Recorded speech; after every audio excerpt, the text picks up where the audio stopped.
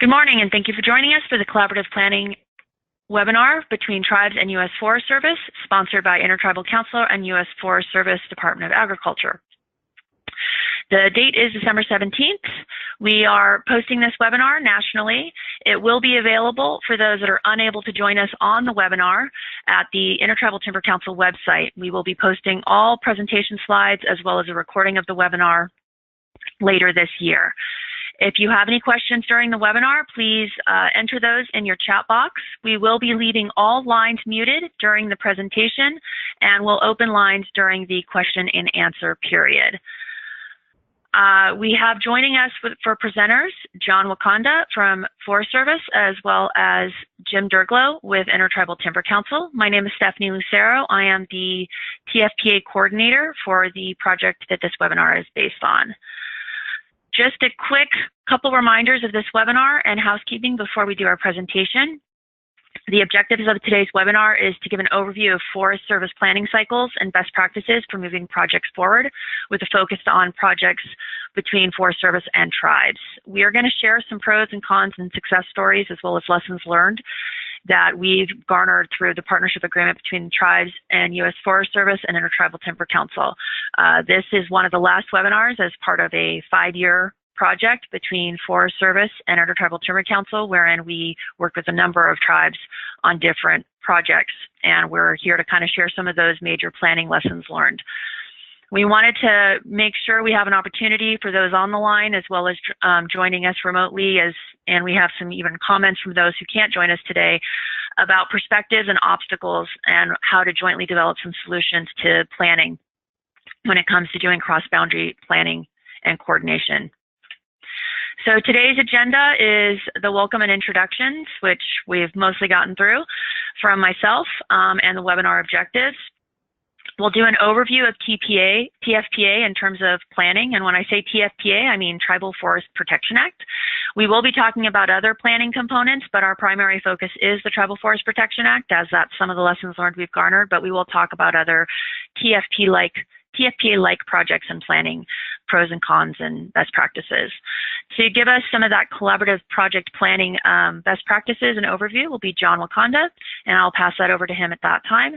And then after his presentation, we will do a facilitated discussion, which, as I mentioned, please send in any questions or comments you have in the chat box. If you'd like me to open up your line, just enter in that you'd like me to open up your line. I'll put you in a queue, and we'll hear your question over the phone. The option is up to yours. After we do our discussion, we've heard from everybody and answered all the questions we have, or we've gotten to the end of our time, we will wrap up and identify next steps, including where you can find the materials for this webinar, as well as listen to the recording at a later date. We are scheduled to go until 12:30 Pacific.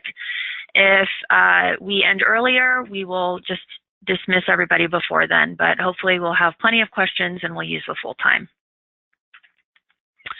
So before I hand it over to Jim and John, we wanted to give you a little bit of a history of TFPA. And actually, at this point, I probably will hand it over to Jim Derglow to give a presentation of TFPA, and the two of us can give you some background.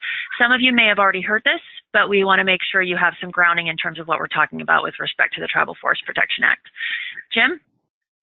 Thank you, Stephanie, and good morning, everybody. And we appreciate you taking time this morning to join us on this discussion. As we know, that the Tribal Forest Protection Act was enacted in 2004, and I think that the Intertribal Timber Council has really been trying to use that tool, provide that tool in tribes and the Forest Service's toolbox to really implement more projects, more active management, as this term is developing on the ground. I appreciate the opportunity to give a brief history of TFPA. Tribes and the National Forest share approximately 2,675 miles of common boundary. Tribes have reserved rights to fish, hunt, and gather on millions of acres of land administered by the Forest Service and BLM. Tribes are becoming increasingly concerned that deteriorating conditions on adjacent federal lands threaten their ability to protect on-reservation resources held in trust by the United States. In 2002 and 2003, extensive wildfires originating on national forest or other federal land swept across the West and devastated tribal communities. Resources held in trust by the U.S. for the benefit of Indians were severely damaged. If we can slow down there a little bit, Steph. The fires in 2002, including the Rodeo Chetasky wildfire, captured our nation's attention when it burned approximately 281,000 acres on the White Mountain Apache Reservation in east central Arizona, and some 167,000 acres on the neighboring Apache Sitgrave National Forest. In 2003, nearly 20 Indian reservations were devastated by wildfire that originated on adjacent federal lands, including those managed by the Forest Service. Go ahead and skip, there we go. The Tribal Forest Protection Act of 2004, again, PL 108-278, was passed in the aftermath of these catastrophic losses in order to provide a means for tribes to propose projects that would protect their land, their rights, their lands, and resources by reducing threats from wildfire, insects, and disease. The TFPA offers a means of helping the U.S. fulfill its federal responsibilities to protect the trust corpus while promoting restoration of healthy forest ecosystems on the landscape. Next.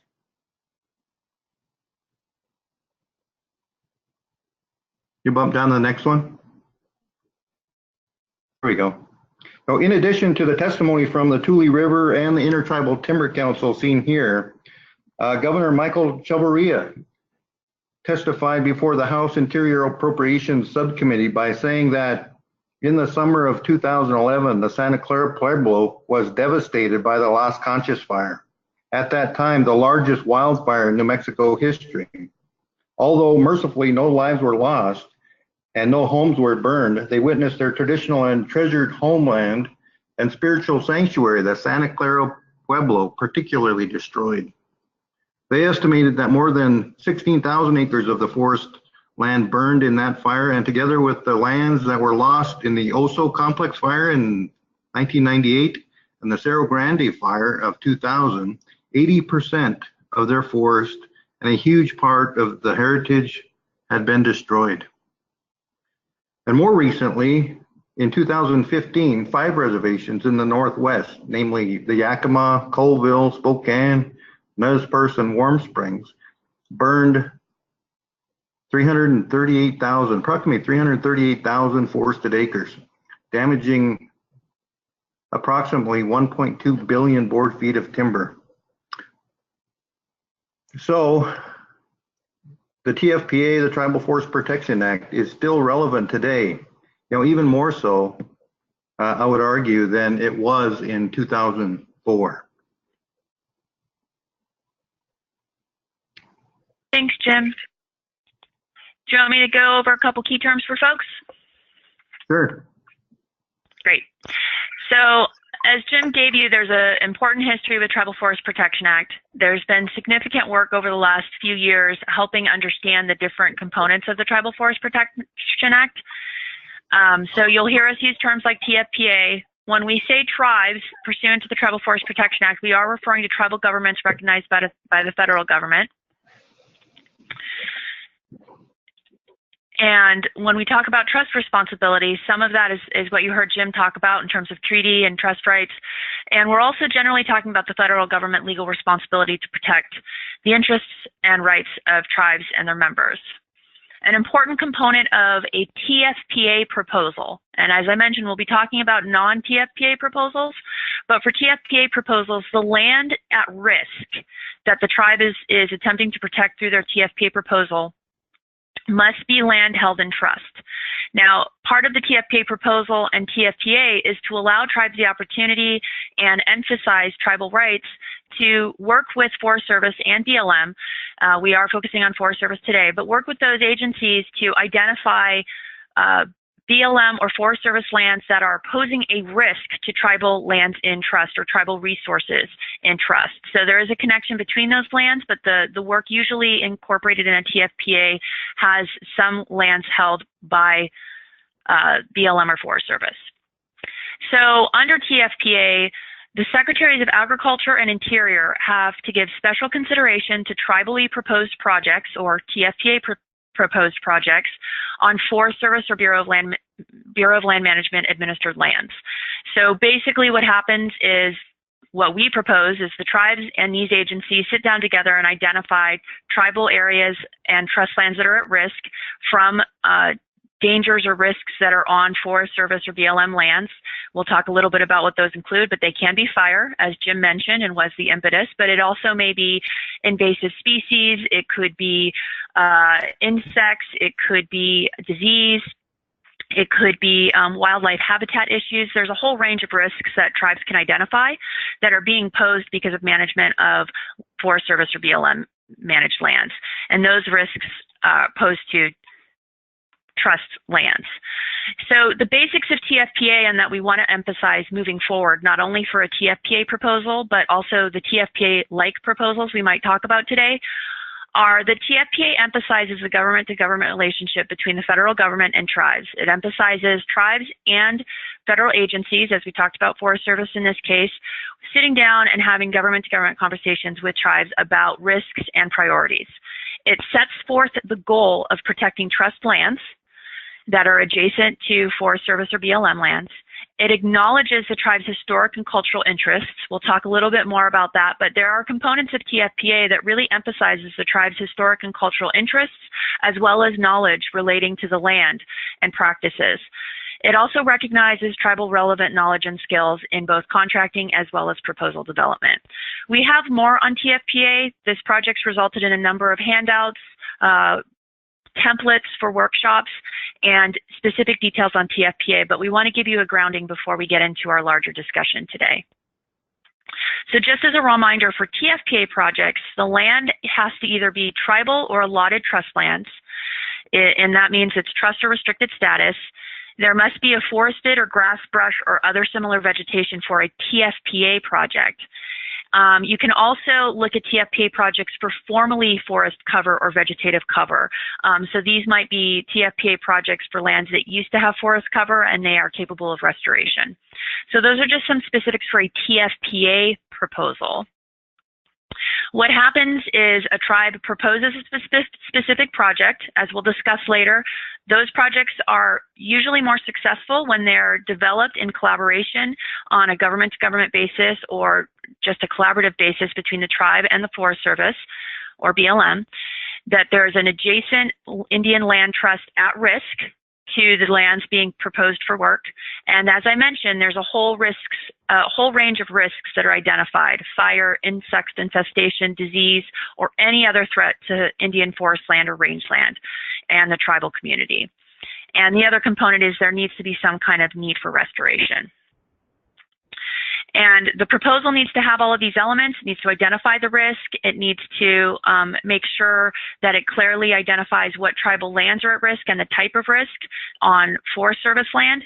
And there also needs to make sure that there aren't any conflicting agreements or contracts, or in some situations, planning components. So this is where what you'll hear later today, if there's management areas or forest plans that are in conflict with the TFPA proposal, that can be an issue that the tribe and the Forest Service would need to address for those TFPA proposals. So once a TFPA proposal is submitted to the Forest Service, it's intended to go to the secretaries, but the delegation of approval is usually done down through the regional forester level. The regional forester or regional forest has, they may respond to the tribal proposals in 120 days. The legislation does not require response, but many executive orders, Forest Service handbooks, and other guidance suggests and recommends that these responses are done within the 120 days. There's a lot of discretion at the agency and executive level on how those agreements are done, but as I mentioned, there's tons of protocols that encourage timely response. Once a TFPA proposal is approved, or generally, if it's a TFPA proposal, the Act authorizes U.S. Forest Service to enter into direct contracts and agreements directly with the tribe, and there are certain selection criteria that prioritizes tribes. We discussed this in a little bit more detail at a previous webinar that will be posted on our site later this year. but there are some guidance and provisions in TFPA that makes contracting directly with the tribes a little easier. One thing we want to emphasize throughout today, and what we've emphasized throughout this project based on lessons learned and responses that we've heard at workshops and follow-up discussions with tribes and Forest Service working on TFPA, is that early collaboration before the submission of a formal proposal definitely contributes to the success of those proposals.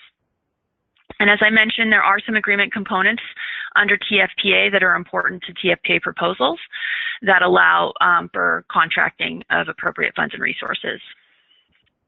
And this is specifically the best value. As I mentioned, this is discussed in more detail at another webinar, but basically Forest Service can use a best value to give special consideration to tribes for contracts. That includes the status of the tribe, the trust status of the land being protected, as well as cultural, traditional, and historical affiliations. So those are just some basics in terms of TFPA and TFPA proposals.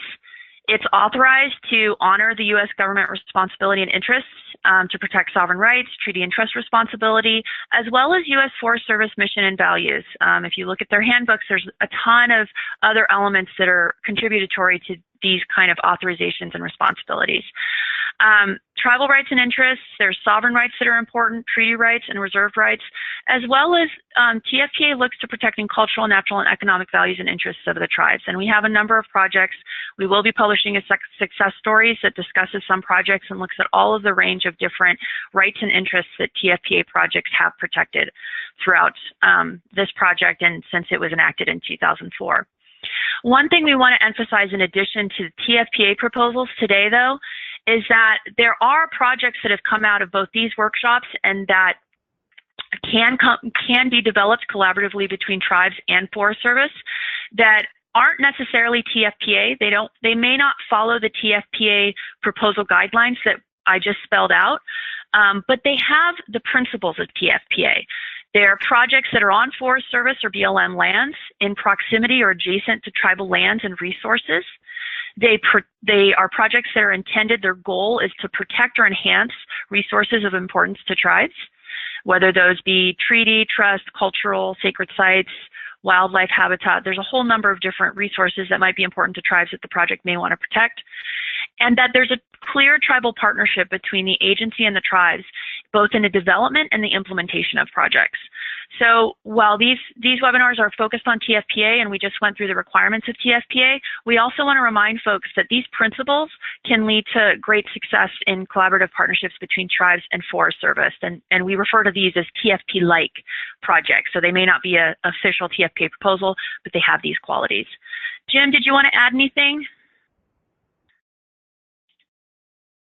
No, not right now. I think you covered it pretty well, but I think that you know, the TFPA-like projects, as you noted, that those stories really start out with initiation of a TFPA project, and then grow into a longer, you know, more elaborate relationship and partnership with adjacent Forest Service. So that's all for now. Great, thanks.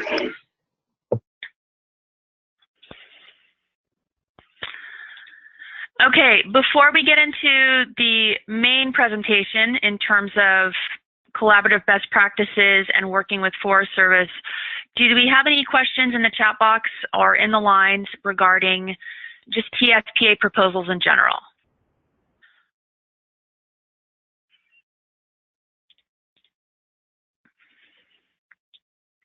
All right, I'm just checking to see if anybody has any questions.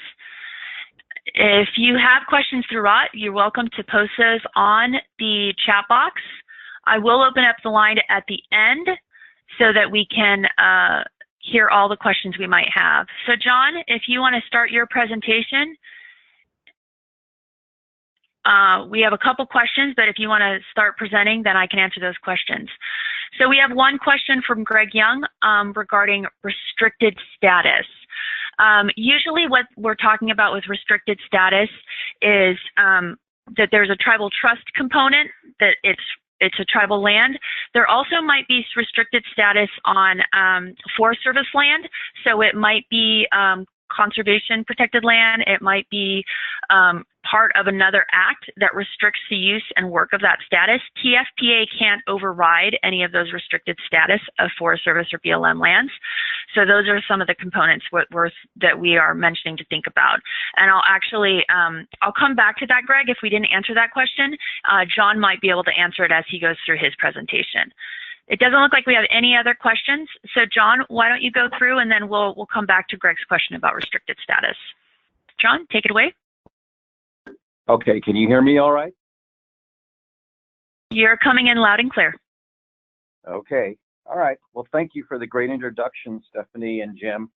As was mentioned, the purpose of my presentation is to talk a little bit about what was mentioned as collaborative planning between tribes and the Forest Service, and probably any other federal agency partner that a tribe desires to work with. I hope these recommendations, comments, best practices that I'll talk about apply and are applicable when tribes need them in working with projects with partners, and something that I encourage, and we'll talk maybe a little bit more about the advantages of partnerships. So I hope you can see my presentation. I'll go ahead and go through the slides. Introduction, I know most of you probably, in my experiences across Indian country and tribal forestry, forest management, part of my career was spent within the BIA as a forest program manager and administrator. So I think most of my experience has been in restoration and in partnerships focused in the Southwest region. That's where I'm located with the Forest Service. Southwest region, which we cover the states of Arizona and New Mexico. So much of my presentation experience now is based upon collaborative planning that we implement in the Southwest with tribes on TFPA and TFPA-like projects. Those include our Reserve Treaty Rights Lands program that we are actively engaged in with tribes and BIA, as well as some large collaborative forest restoration projects, CFRP. We have special legislation in New Mexico, and tribes are actively engaged with us in that program, as well as CFLR, which is the Large Forest Service Landscape Scale Restoration Program. We have several tribes who are involved at many levels in helping us implement and administer some of these projects under those authorities. As was mentioned before, there is certainly advantages, and you probably know from your experience and your occurrences across the country on why relationships are important between the tribe and Forest Service agency on these projects. But there are underreaching and underlying foundations to just project level collaboration or project level relationship. And those basically, I think, are beneficial and essential, recommended to support our federal tribal trust responsibility. And we want to make sure, and I thought it was important to include in this presentation, a little bit of that foundational relationship importance. It allows the tribes to be able to communicate, to be able to share, to be able to elevate their needs to an agency that typically does not have primary trust responsibility. It helps us to understand what tribal needs and concerns are. Those could affect the access and the values to protect sacred sites, tribal uses, access, important cultural properties. We want to know those. And this goes beyond just, like I said, the project. It should be instituted, it should be communicated, and the access to tribes should be made available on a day-to-day relationship established with tribes and the Forest Service.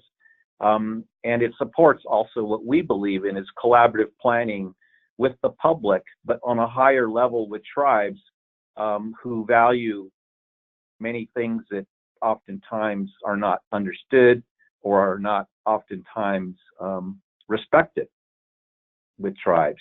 It can affect, of course, the water availability to tribes as we share boundaries, and also look at restoring unhealthy ecological conditions in forest or non-forested areas.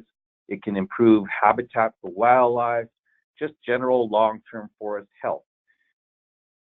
In the Forest Service, we are now under the initiative of shared stewardship, and this falls in line with that and our ability to include tribes in our shared stewardship mission.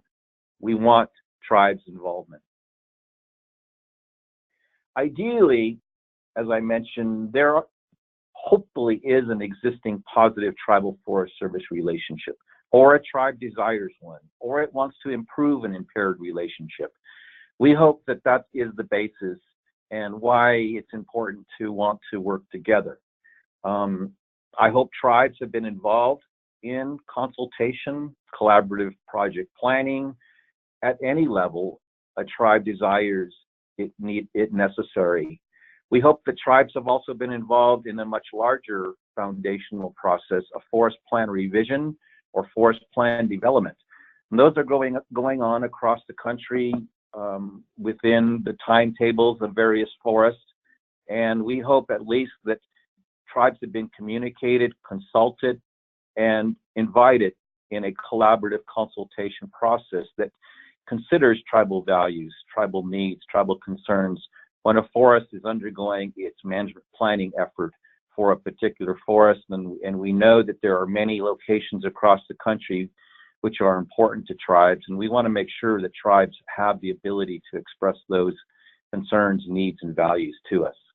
And we hope at the very most, tribes know where the Forest Service is, they know who their contact is, know where to outreach for any particular questions, whether it's management planning or project planning. But today our focus will be then at the much smaller scale project planning.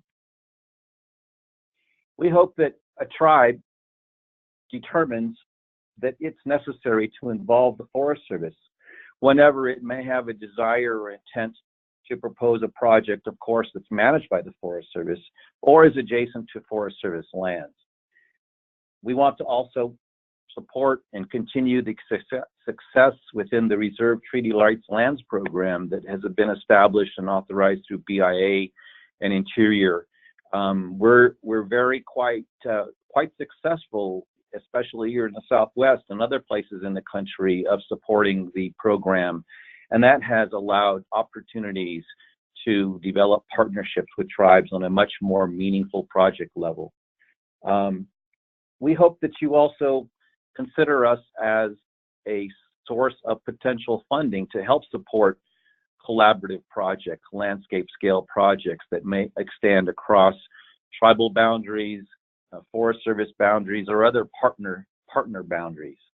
We may be able to offer some financial assistance, support, capacity development, training, many other types of assistance that is available through the Forest Service, oftentimes is not known with tribes. You know, we have a relationship with the public, but also that relationship exists to provide technical assistance to entities, including tribes, much like we do with states, in assessments, research, technical reports, those types of things. And we hope to explore and expand those opportunities with tribes. And we hope that that relationship creates that and an understanding of all the services and support that might be available from your local Forest Service office. We also want to know that what are the potential impacts of a project and projects that we propose on agency lands that we assess and determine impacts in the future to tribes. And we need relationships to be able to support those meaningful conversations and discussions. As Stephanie mentioned, as early as possible, in fact, I support an ongoing relationship so that we don't see a request for early collaboration on the project as a surprise that we know and we We kind of assess and expect project planning to be sort of an ongoing effort, that it's nothing new to us, but early collaboration is encouraged. This helps us come to some understanding on a particular priority area. What are the objectives of a project? And we begin to think, okay, what are the priorities within our agency, within the Forest Service, among our forest plan, the basis of projects that have already been assessed and brought to the table, discovered in the forest planning process. It then becomes potentially our priority to support, and we hope that tribes also are able to help us determine those priorities as well too, and therefore dedicate staffing and funding to those priorities. We also hope that we can discover and begin to think about how we're able to deliver that type of service and assistance, whether it's looking into a specific agreement, an agreement that might already exist that we can tier off of, or provide any other decision-making conversation to this collaborative planning process. We want to be able to, I hope, customize projects so that they fit the needs and desires of the tribe. In order to do that, we'd like to have early collaboration in an innovative, no sideboard sort of mentality, to be able to just explore and discover what opportunities might exist in a particular project. Now, what kinds of questions might we cover in this early collaboration? We hope that we are clear and understand what is the intent, the need, and the desire or purpose of the project. Those, I hope, would be carefully thought and provided for by the tribe. You know, is there a particular location of concern? What is that concern? Is it risk? Is it threat? Is it what other factors are involved in that potential project? Where is the project located? Is it on the reservation, adjacent to Forest Service land? Is it principally on Forest Service land? Does it involve any other landowners or managing agencies? Does it potentially involve state land, private land? Is it involve complexity or multiple jurisdictional parties that need to be involved? We hope that we're able to discover those and hopefully explore that on a landscape scale, we can agree and hopefully come to some joint solutions to address whatever might be needed. It helps us consider what authorities, policies, and regulations exist or could be impacted. You know, a tribe may want to do a particular project. However, part of the landscape includes wilderness area. It's those types of conversations, discussions that we'd like to know to be able to determine what is the extent, what are the authorities that help provide guidance and abilities to do certain things on certain lands. We want to explore those. And also, of course, what is the type of project? Is it a restoration project? Is it restoration? Is it archaeology related, cultural resource, site specific? Is it landscape scale? Is it reintroduction of fire? Does it involve wildlife habitat, water conservation, watershed, timber harvest, or any other type of forest product harvesting? We want to explore those. We need to know, and in fact, it's to everybody's benefit to explore all the potential influences that a proposed project can have. So this is a time to hopefully work together, plan together, and ask these questions and begin to think about a project that is as comprehensive as possible. So when a project is considered to take place involving the Forest Service and it involves the Forest Service as a major partner, principally maybe because a tribe is concerned of a particular risk on Forest Service lands, these are some of the questions we ask internally, and this might be some surprise to some tribal folks, BIA folks, and I know when I came from the BIA to the Forest Service, I learned quite a bit of the different processes that I was accustomed to, and now learn of the Forest Service practice and policies and guidance that exist. We'd like to know if the project or proposed project is within a current forest management plan. That's our guidance on the Forest Service, just as tribes and the BIA have resource management plans for their lands. Often these are typically IRMPs, could be forest management plans, FMPs, could be a resource management plan of any sort, grazing plan. We have the same guidance document within the Forest Service, specifically on a forest level, but it includes project descriptions, priorities, down to the details, in some cases on a landscape at a forest district level. We want to know if that project lies within a management unit that has already been assessed. We would then determine what kind of data exists for that particular area, such as stand exam, resource assessment, grazing inventory, whatever it might be. And then we would then hopefully be able to determine, does it align with our policies, regs, and management authorities? Looking at what's on the landscape, are there some certain restrictions, special use areas that this project may be within? What are the considerations in those regards? It helps us also determine, is there NEPA already cleared in this landscape area, which could create or may potentially create some efficiencies, or it may also create some opportunities, just depending upon how you look at it. We want to know whether NEPA has already been cleared. Is there a category exclusion that could potentially be considered to help expedite or streamline the process and kind of simplify it? Are there current and associated actions taking place on this landscape unit? Are there projects? Is it a fueled area? Is there already a proposed thinning that's taking place? Is it part of a timber sale area that's been in the plans for a few years? We want to know if it helps support, or it may look at an associated action that could be already in its planning stages.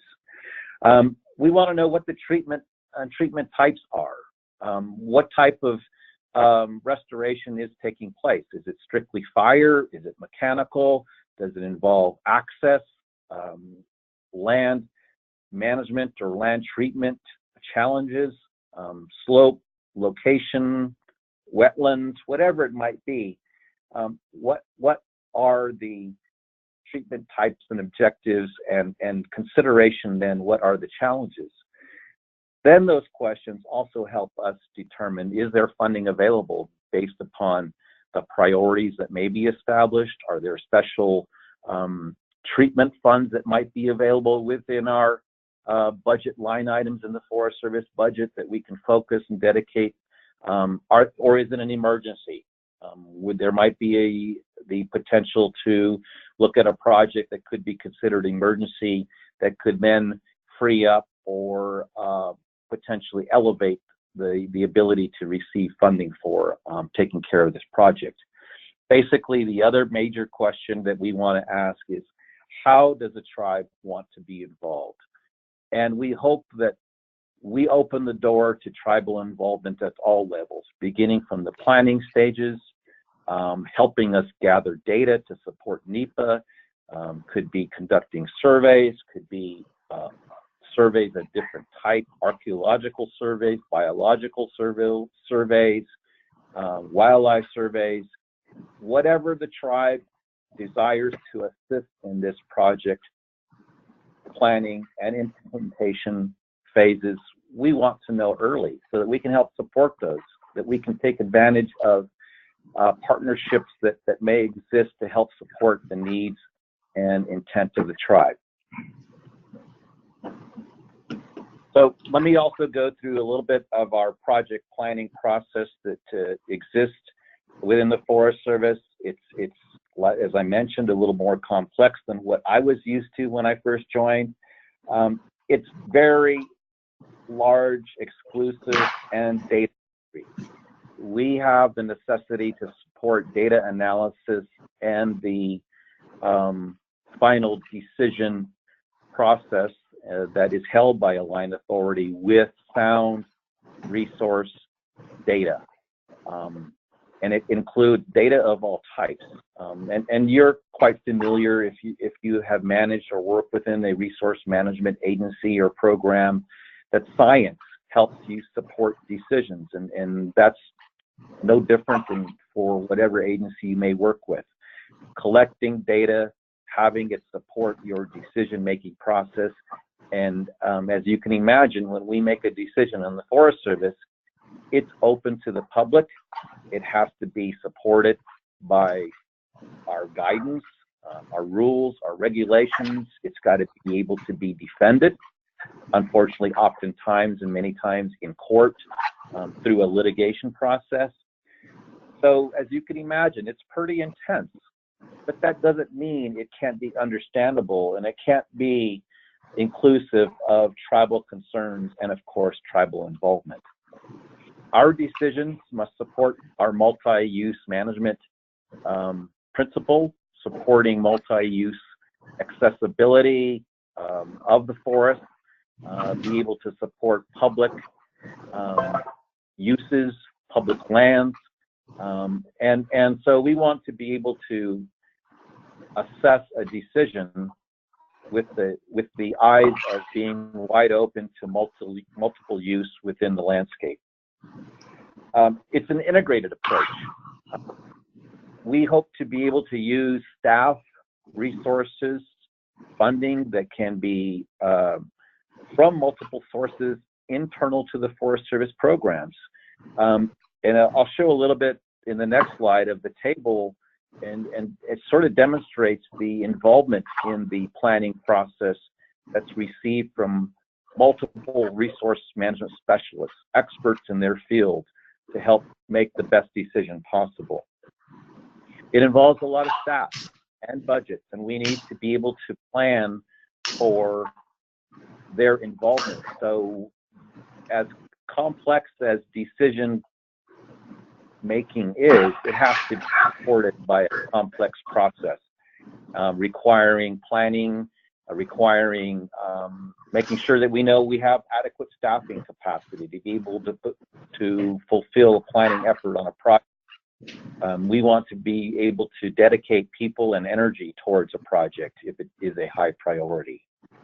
We also help us early determine what specific grants and agreements might be necessary. Is there one that exists, or can we develop one to help support a complex planning process with all the partners who need to be involved and should be involved?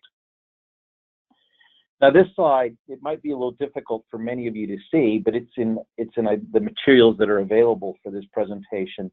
It sort of describes a little bit about the Forest Service process when we look at supporting project planning. It considers all of our authorizations, our acts, our legislation that gives us the authority to implement projects on the ground, which are quite large, just as the tribes have their rules, regulations, and their governance to be able to establish their authorizations to take place on tribal lands. It's the same. You have guidance. We talk about the land management planning process, the forest management plan as the underlying authorization, the document that allows projects to take place on the ground level. It hopefully has involved tribes. We also have input, as I mentioned, from various disciplines of resource management specialists. There's a process that allows the vetting of concern, assessment of impacts, both beneficial, adversarial impacts to a particular project, that we want to be able to study those, know what they are.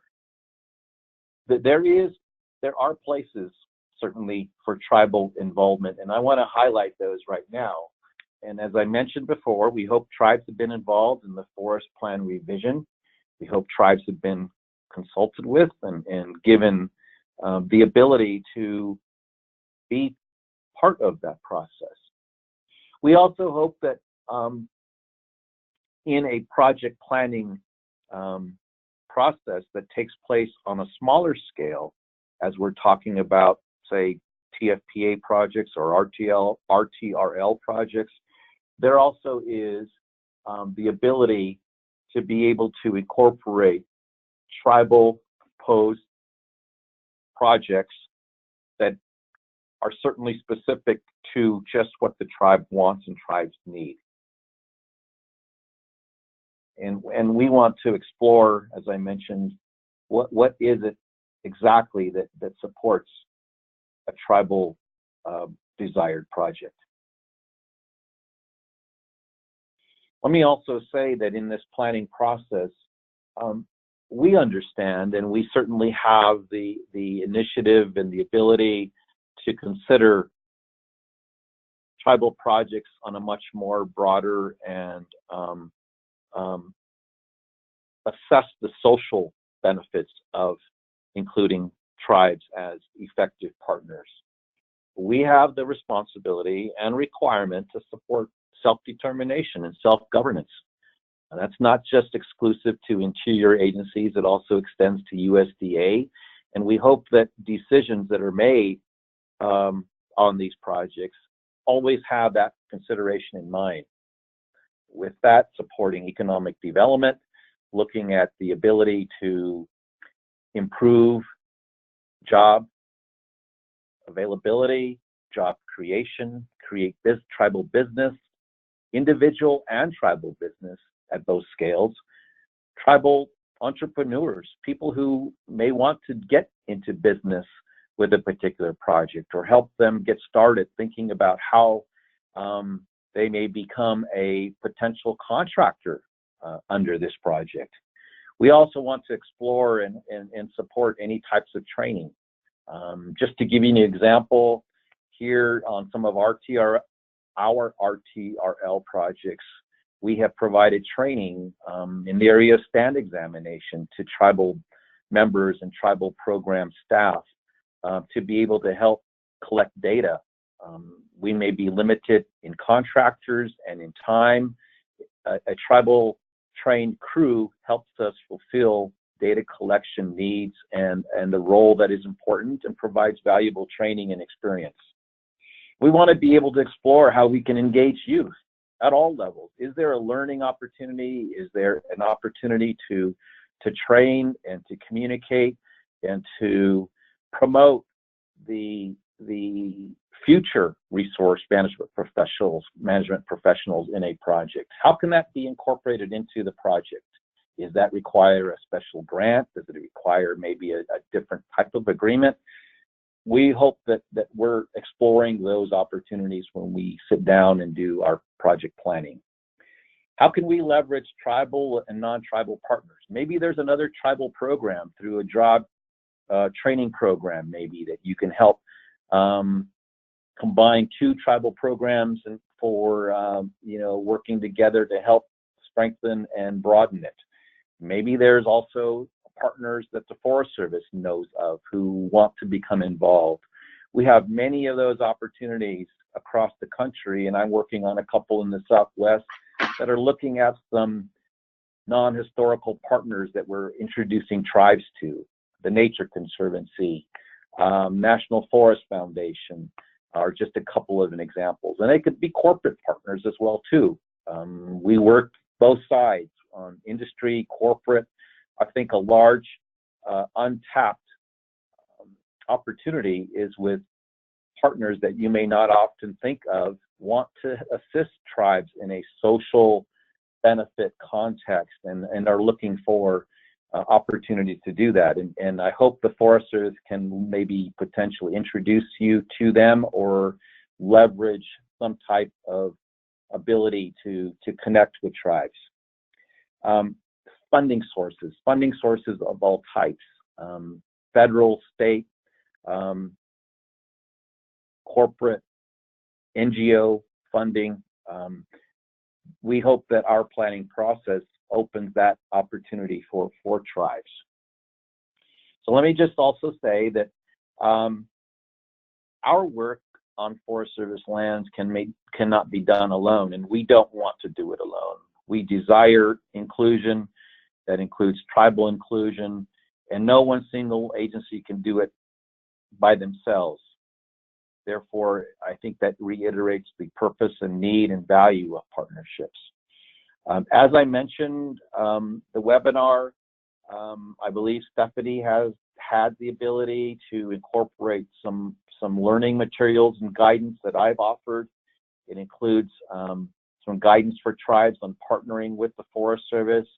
It includes just a partnering book that tribes might find useful if they're exploring the area of exploring partnerships across federal, state, NGOs, just a good source of material.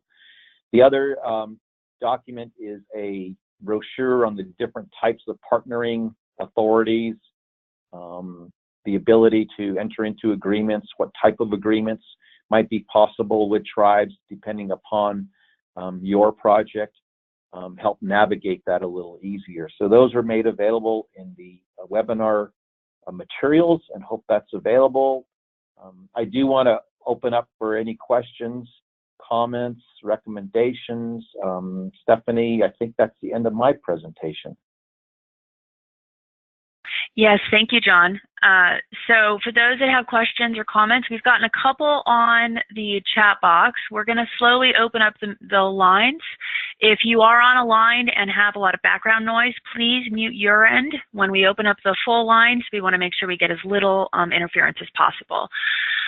So John, one question we had, and I'm wondering if you can answer it, is regarding IRMP and FMP templates, whether those are aligned with BIA templates for the same type of planning. And Jim, you may want to jump in on this one as well. Do you have any thoughts to that question, or do you have some clarifying questions for? You know, in my experience, the FMP Forest Management Plan structure on the Forest Service side certainly is more complex than what exists on the tribal side. And that's for, you know, the various reasons of our management authorities and responsibility and intent of how our agencies were created and the extent of our responsibilities. I have seen IRMPs and I have seen forest management plans for tribes and that are reviewed and approved by BIA in some cases. The crosswalk or the comparison is not the same, and the structure may be overall what's included may be the same, but the complexity and scope certainly varies because of the nature of the Forest Service being a much larger public agency rather than a FMP or IRMP that a tribe develops is strictly focused just as the tribe, as its public, as its entity that it's serving.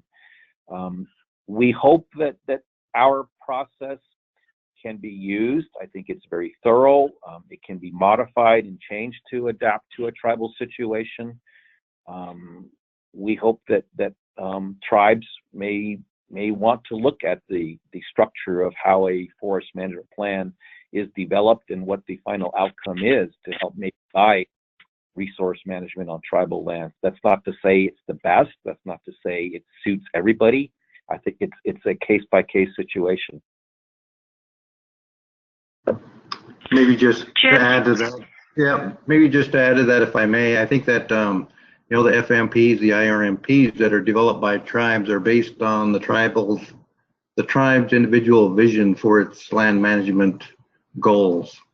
So I think that you know, and John had said that it serves the tribe's interests, the tribe's desires, of what the tribal community wants, wants on their landscape.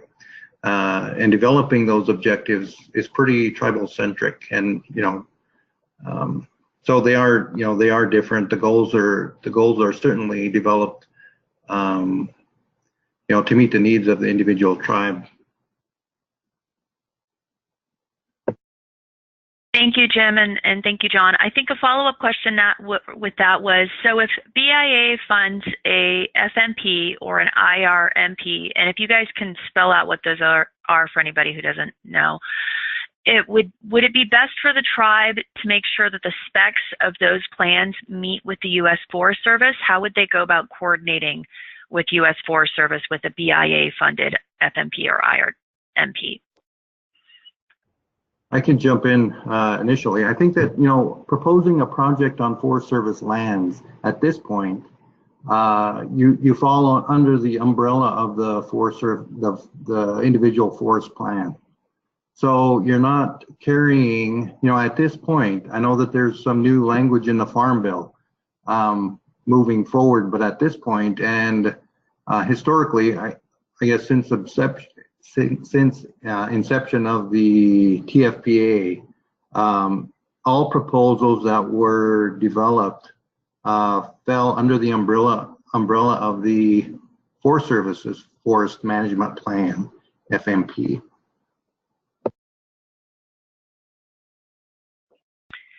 And John, I don't know if you want to add this, and Jim, you might want to follow up. I know from the workshops that were conducted for TFPA in particular, this tension between BIA developed plans for tribal lands and the Forest Service plans, and even the different protocols between Department of Interior through BIA and USDA for Forest Service are really their attention point for folks, and they were a major lesson learned in terms of the importance of coordinating early on project planning and forest planning and resource discussions, because they are different agencies. They do have different protocols and procedures, and early discussion can help folks get past some of those tensions.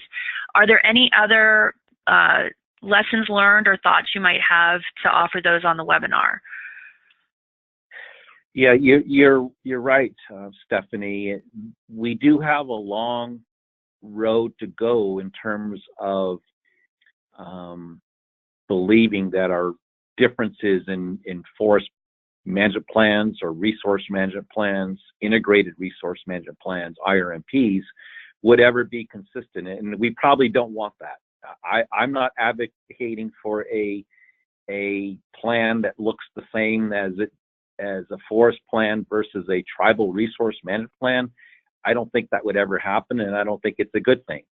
I just hope that in a collaborative planning process, what tribes come and share, and we do the same from the Forest Service, is an understanding of what values and objectives are included within each, and be able to start from there as a common understanding and common respect for recognizing what's desired, what exists within those plans, and then hopefully design a project or a relationship that combines the best of both sides.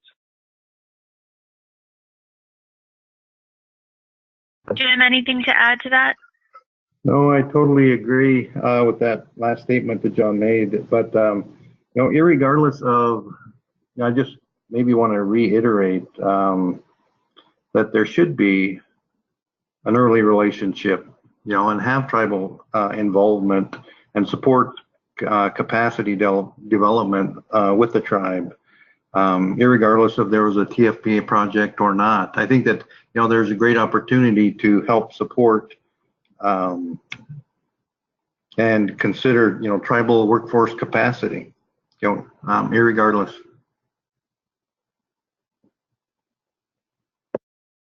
Great, thank you, Jim. And we have had experiences where TFPR projects, part of the tribe's goals and resources that they seek to protect, in addition to fire protection from fire and risks from fire and invasive species and just the need to do restoration work. For some tribes, an element that they were looking to in their TFPA proposal and part of the contracting that was done with Forest Service was for workforce development and to ensure that tribal crews were utilized for the work on Forest Service land. And there are complexities with that, but it has been something that we've seen in the TFPA projects to date. And then in some cases, the tribes don't want to do the work. Or they don't have the resources, or they can't do all of the work with their own workforces. And so it's a partnership in determining what work is best done by Forest Service and what work is best done by the tribe for their own workforce development. So that was just something that I was thinking of as another lesson learned in terms of the planning and discussions that can happen and what types of topics. Yes, good point. All right, we have a comment that we received that I wanted to share, and that's, and I'll want to hear from Jim and John, and then we'll open up the lines unless I get any more chat questions. We don't have any more. But one point that someone mentioned, and this was respect to a lesson learned on early collaboration on TFPA proposals in particular, and that's with the Tule River tribe. They were one of the first to do a proposal, but they didn't have this initial conversation with Forest Service, and so the priorities didn't align. The Tule River tribe's project was not consistent with the existing program of work for the forest. And so it took a long time before those two priorities were able to align and the Tule River tribal project was able to get off the ground.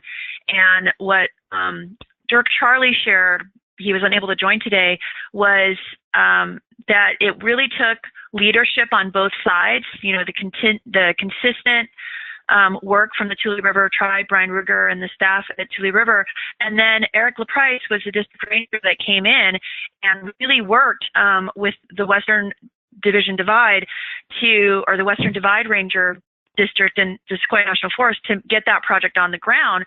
And that went from a project that didn't get moving to when the two parties got together and collaborated on priorities to a project that was really important during the Pier Fire to protect tribal resources.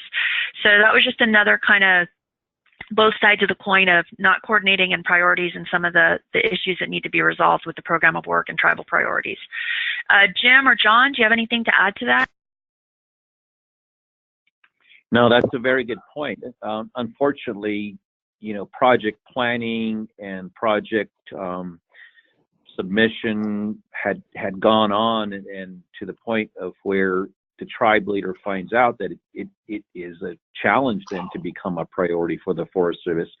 Hopefully we have a relationship where you know, tribes know what a forest priority might be and the ability to maybe potentially influence that or elevate their objective concerns into that priority making process.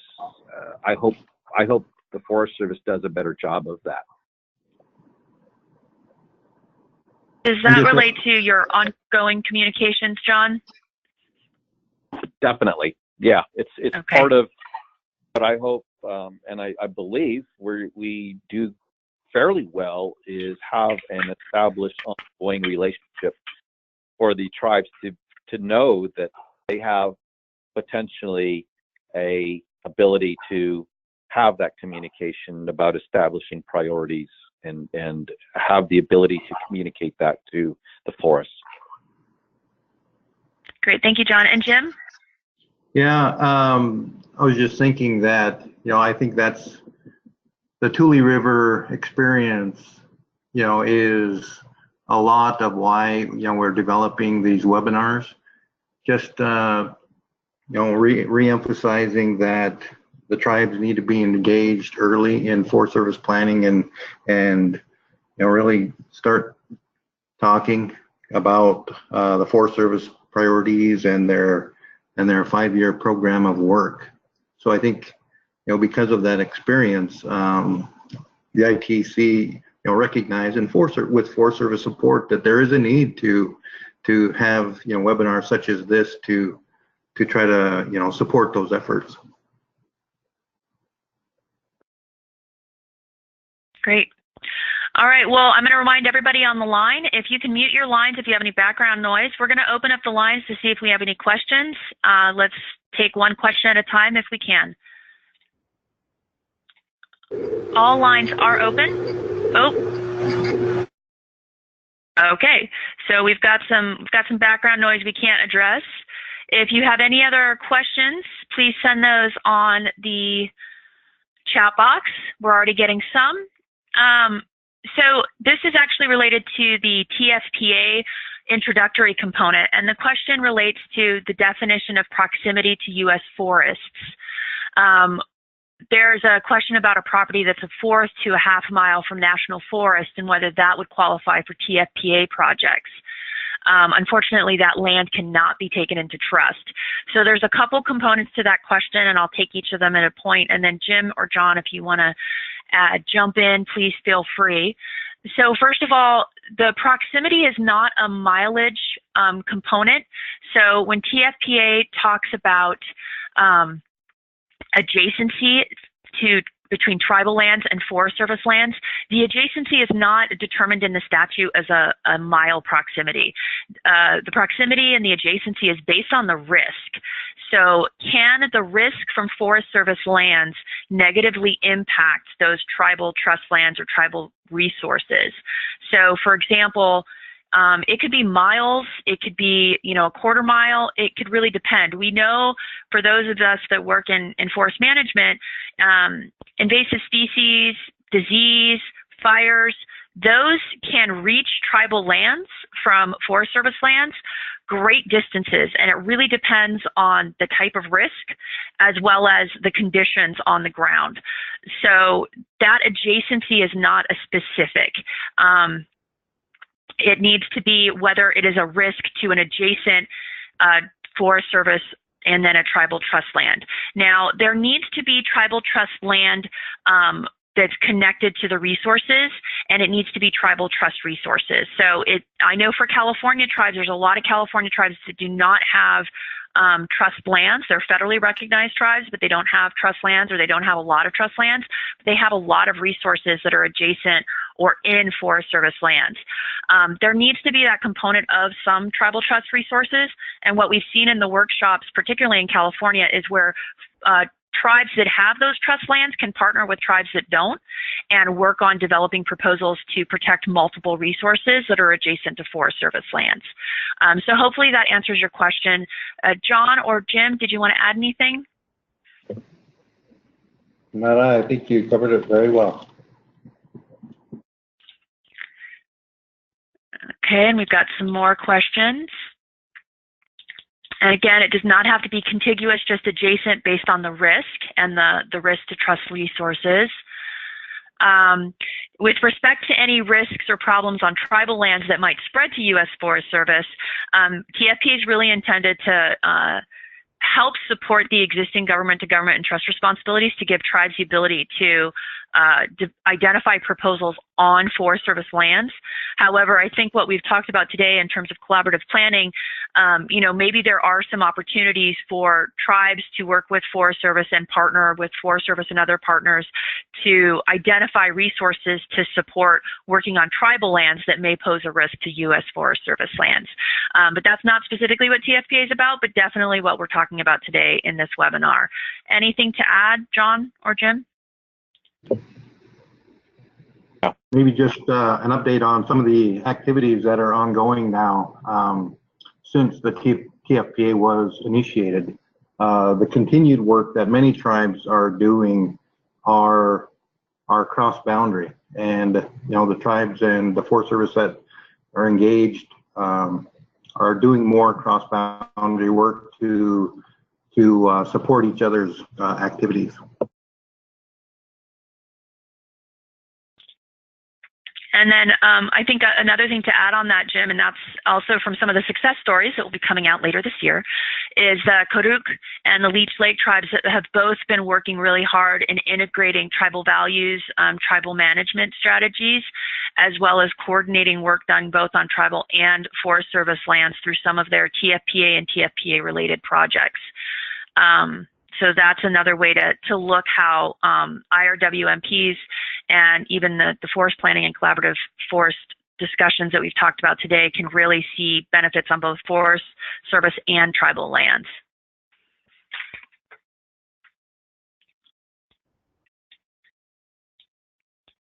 All right. We don't see any other questions on the chat box. I'll open the line one more time just to check and see if anybody else has any questions or comments. All lines are open? All right. Well, in the interest of not having whatever that sound is coming on to everybody, I apologize for that. We will close out. We don't see any other questions on the chat box at this point. We did have capacity issues. We know there's a number of folks that weren't able to join this webinar. We are going to be taking the recording that we're preparing right now and posting that on the ITC website. We'll also have the materials that John mentioned. Those were attached to the newsletter that was sent out announcing this webinar, but we will have those posted on the website along with the website slides. If you do have any questions or comments about TFPA, you can reach out to me. That's Stephanie Lucero. My email's on that as well, but it's lucero.stephanie@gmail.com. You can reach me through ITC. And John, you had some closing thoughts on folks, who they can reach out to on questions or comments regarding your presentation, both locally and then generally. Yeah, I hope that any questions, any desire to begin the planning process on a project, that a tribe could turn to their local ranger district, their forest, tribal relations program manager, or you know, just reach out to who you think would be best to start communicating with. If you have no leads, give me a call. All right, and we'll have ways to contact John and myself available. For those that were on the webinar, please share it with others, and then when it is posted, share that link to everyone else. We hope this was beneficial and provided some questions and thoughts. We have a number of materials that we'll be posting towards the end of the year on this project, including the lessons learned, the success stories, training templates, and both the contracts webinar we already posted or prepared and will be posting, and this webinar. So we thank everybody that was able to join us. I want to thank both of our presenters, Jim Derglo and John Wakanda. Thank you so much. Thank you everybody for joining us. Any last comments, Jim, before we turn off and adjourn? Let's do more projects under TFPA, and I think you know, the time is good, and there's a lot of around this shared stewardship initiative. So TFPA is a great tool to do that. Great closing remarks. Thanks, Jim. If you have questions on how to do that, just look at ITC on our issues and projects. TFPA is listed as with a number of resources. Thank you, everyone. Have a wonderful rest of your week, and happy rest of your month, and Happy New Year, happy holidays, and all those good stuff. Thanks, everyone.